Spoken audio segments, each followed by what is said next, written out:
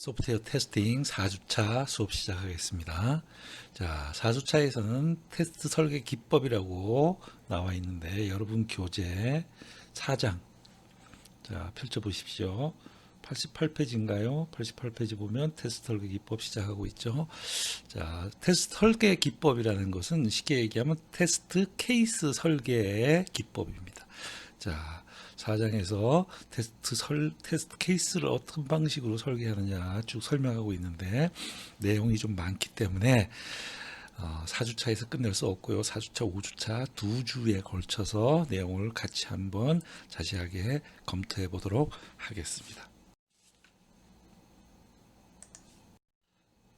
테스트 설계에 대한 배경 지식부터 한번 쭉 알아보겠습니다. 자, 먼저 테스트 개발 프로세스는 다양한 방식으로 진행될 수 있다. 비공식적, 공식적 이런 얘기죠. 자, 공식적 또는 정형성의 정도는 테스팅과 개발 프로세스의 성숙도, 시간적 제약, 안전 및 법규 요구사항, 참여 인원 등을 포함하는 테스트 정황, 이런 것들을 테스트 컨텍스트라고 얘기합니다. 테스트 정황에 따라서 우리가 공식적으로 할 것이냐, 비공식적으로 할 것이냐, 공식적으로 어떤 정도로 공식적으로 할 것이냐, 이런 것들을 우리가 정할 수 있다. 이런 얘기를 하고 있고요. 다음, 테스트 분석 과정에서 무엇을 테스트할지를 결정하기 위해서, 즉 테스트 조건을 식별하기 위해서 테스트 베이시스를 분석한다 이렇게 설명되고 있는데, 자 여기서 보면 무엇을 테스트하기 할 것인가, 요걸 테스트 조건이라 그래요. 테스트 컨디션. 어떤 내용을 테스트하기 위해서 이 테스트 케이스를 만드는가, 그것을 테스트 조건이라 그래요. 요거는 이제 테스트 베이시스에 있는 겁니다. 그래서 테스트 베이시스를 분석한다 이렇게 설명하고 있는데, 좀 더 들어가 보면 테스트 조건이란 무엇이냐, 테스트 조건이란 하나 이상의 테스트 케이스로 검증될 수 있는 항목 또는 이벤트, 이렇게 되어 있습니다. 기능이냐, 트랜잭션, 품질 특성 또는 구조적 요소, 이런 항목, 이런 것들을 중에 하나의 항목, 요거를 우리가 테스트 조건이라고 한다 이렇게 되어 있습니다. 자, 테스트 조건이라는 용어 이해하셨습니까? 자, 테스트 조건과 명세 및 요구사항 사이의 추적성을 설정하는 것. 자, 요구사항이 변경되었을 때 효과적인 영향도 분석과 일련의 테스트에 의한 요구사항 커버리지의 결정을 가능하게 한다. 자, 테스트 추적성. 자, 테스트 조건과 테스트 케이스 간의 관계를 추적하는 것. 요걸 테스트 추적성이라고 합니다. 추적성. 자, 다음 테스트를 분석하는 동안 상세한 테스트 기법은 테스트 설계 기법을 선택하기 위해 식별된 리스크를 기준으로 선정하여 구현한다.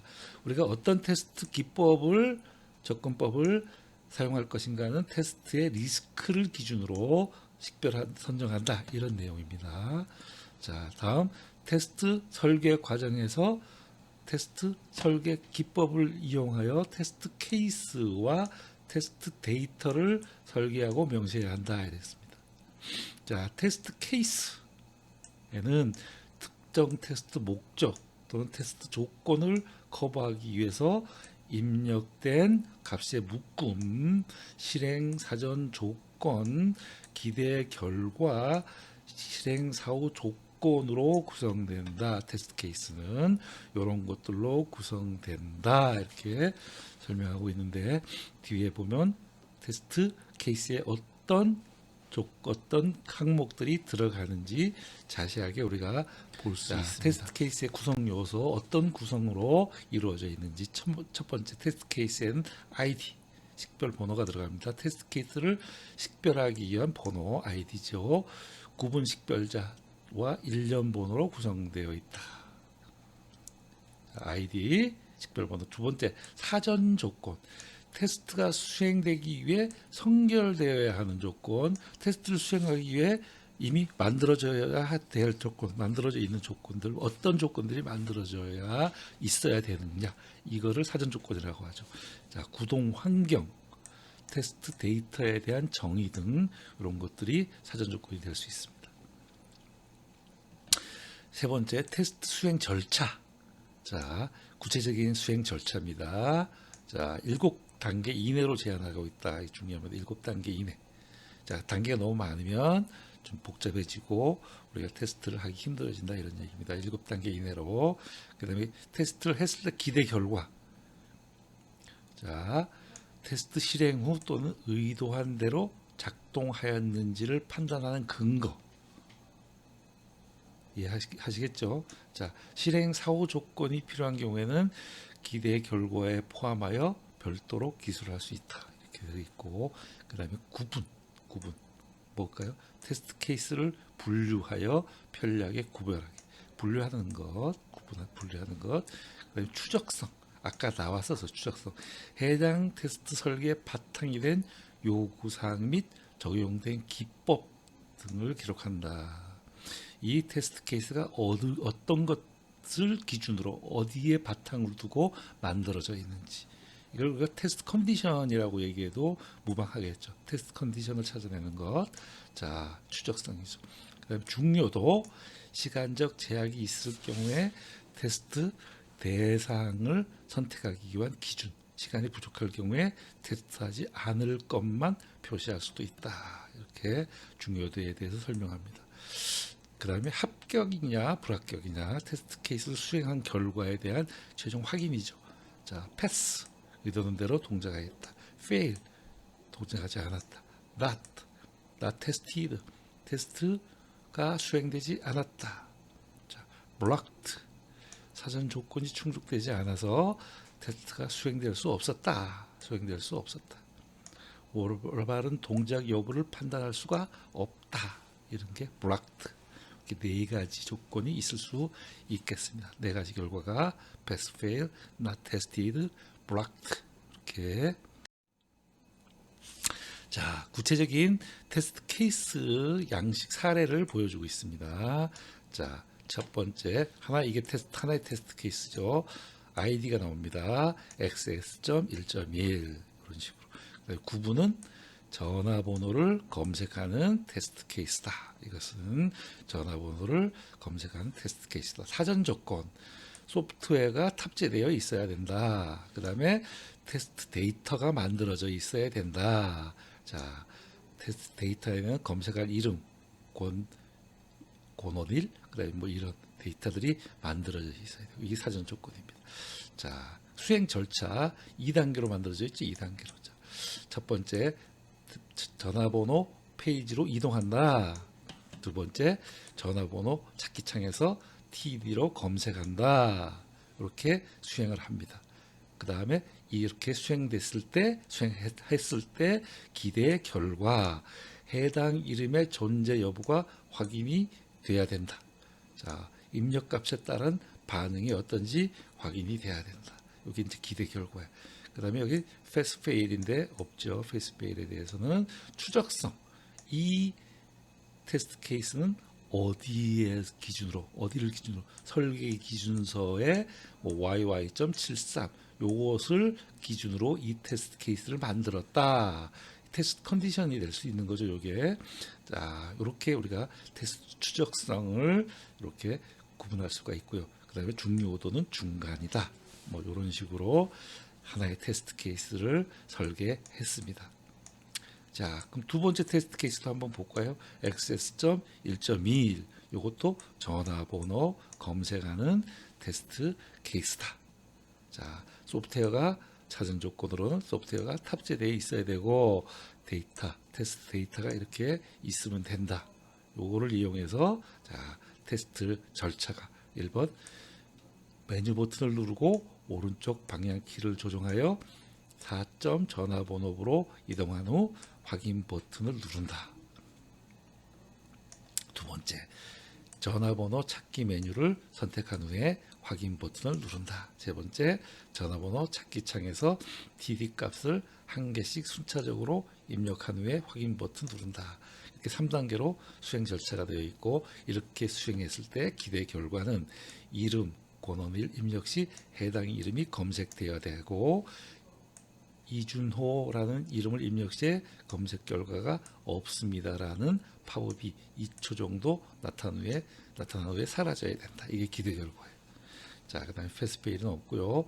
이것은 설계 기준서에 있는 yy.73 요것을 기준으로 이 테스트 케이스를 만들었다, 이런 얘기죠. 자, 중요도는 높다, 이런 식으로 만들어 놨습니다.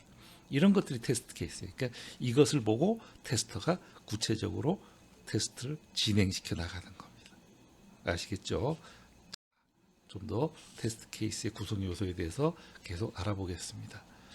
자, 테스트 케이스의 구성 요소 중에 기대 결과는 결과값, 데이터나 상태의 변화, 그 밖의 결과 등을 기술한다. 기대 결과가 정의되어 있지 않으면 테스트 결과가 정상인지 판단하기 어렵다. 당연하죠. 이와 같이 테스트 실행 결과가 올바른 것인지 판정할 수 없거나 어려울 수 있다는 것을 감안하여 원칙적으로는 테스트 실행 전에 기대 결과가 정의되어 있어야 한다. 기대 결과는 정의되어 있어야 한다. 자, 두 번째, 테스트 구현이 진행되는 동안 테스트 케이스를 개발 및 구현하고 우선순위를 선정하고 배치하여 뭐를 만든다? 테스트 프로시저를 만든다.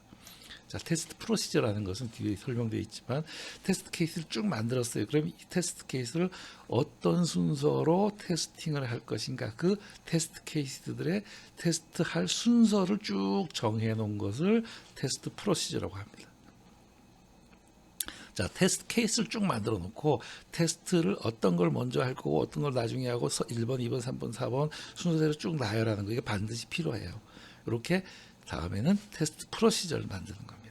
자, 테스트 프로시저, 이거를 수동 테스트 스크립트라고 되어 있어요. 요거는 테스트 실행을 위한 동작 순서, 아까 얘기했죠. 테스트 케이스를 어떤 동작으로 어떤 순서로 테스트 실행할 거냐, 테스트를 할 거냐, 이거를 테스트 프로시저, 수동 테스트 스크립트라고 합니다.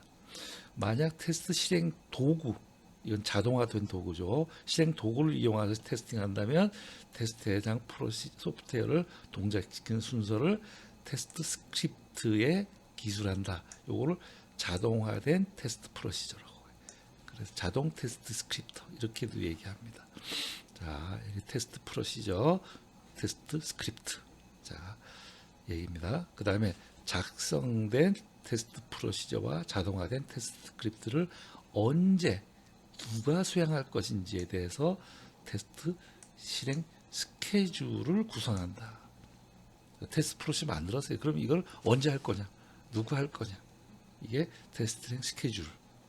자, 테스트 실행 스케줄은 리그레이션 테스트 여부, 테스트 우선순위, 기술적 논리적 종속 관계와 같은 요소를 고려하여 결정한다. 이렇게 설명하고 있습니다. 자, 됐죠? 그 다음에 테스트 케이스를 작성할 때 테스트 수행 절차를 얼마나 상세하게 작성하는 것이 적절한지 결정해 줘야 된다. 테스트 케이스 실행할 때 테스터의 스킬, 기술적인 능력, 해당 시스템에 대한 이해 등을 고려하여 테스트 케이스의 상세함 정도를 조정해야 된다. 당연하죠.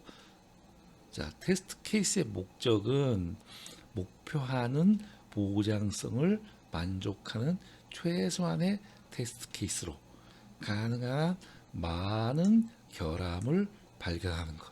이게 테스트 케이스의 목적이에요. 다 같이 한번 같이 읽어봅시다. 처음으로 테스트 케이스 목적은 목표하는 보장성을 만족하는 최소한의 테스트 케이스로 가능한 많은 결함을 발견하는 것. 이게 테스트 케이스의 목적입니다. 이때 테스트 대상을 가능한 한 빠짐없이 테스트하여 원하는 수준의 테스트 보장성, 커버리지, 보장성을 확보할 수 있도록 테스트 케이스를 설계한다. 테스트 보장성, 커버리지는 뒤에 자세하게 나옵니다. 자, 다음 결함을 발견하기 위해 수행해야 할 테스트 네 가지 경우가 있습니다. 네 가지 경우를 구분해 놨는데요. 자, 요구사항에 명시되어 있는데 구현되어 있지 않은 경우, 이런 경우에는 요구사항을 기반으로 테스트 케이스를 만들어서 실행해야 된다.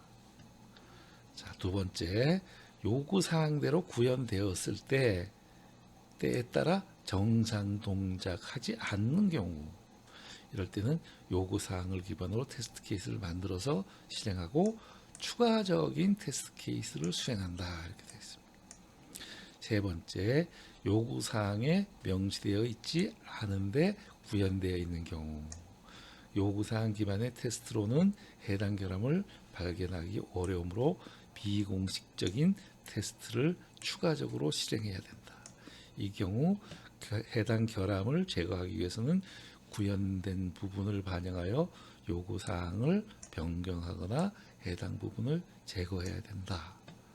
자, 네 번째, 요구사항에 명시되어 있지 않지만 구현되어 있는 부분에서 정상 동작을 하지 않은 경우, 자, 요구사항 기반의 테스트로는 해당 결함을 발견하기 어려우므로 비공식적인 테스트를 추가적으로 실행해야 하고, 3의 경우보다 기대 결과가 알기 어려우므로 요구사항을 기반으로 비공식적인 테스트보다 체계적이고 강도 높게 설계하고 실행해야 된다.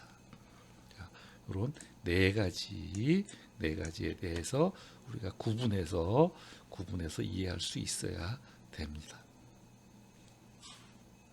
자, 여기까지 테스트 케이스의 설계 방법과 그 구현 프로세스에 대해서 같이 알아봤고요.